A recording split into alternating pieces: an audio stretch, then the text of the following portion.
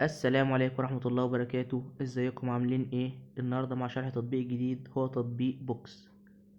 تطبيق بوكس هو عبارة عن تطبيق بتقدر من خلاله ان انت تاخد مساحة تخزين اضافية على جهازك.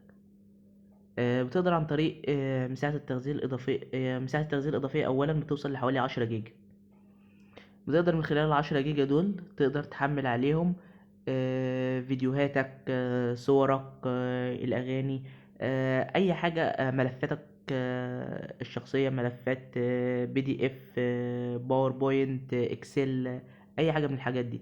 كمان التطبيق بيقدر إن هو يعرض لك عن طريق الملفات دي، يعني يفتح لك إكسل، يفتح لك باوربوينت، يفتح لك الحاجات دي كلها.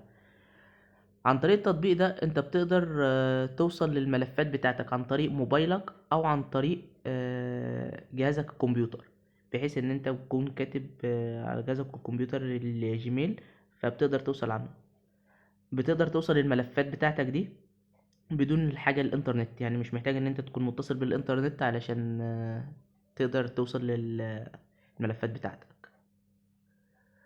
طريقة استخدام التطبيق ان انت بتحمل التطبيق، بتدخل عليه، بتكتب اسمك، ايميلك، الباسورد بتاعك. بعد كده بتدوس جيت ستارت. بعد ما بتدخل عليه بتبدأ تحمل عليه بقى البرامج او الملفات اللي انت حاسس ان هي واخدة مساحة كبيرة عندك على الموبايل. بعد كده بتقدر تفضيلك مساحة على الموبايل، بتوصل بقى لحوالي 10 جيجا. لو عجبك شرح التطبيق ياريت تدوس لايك. لو عايز شرح لتطبيق معين ياريت تسيبلي في الكومنت. دمتم بخير.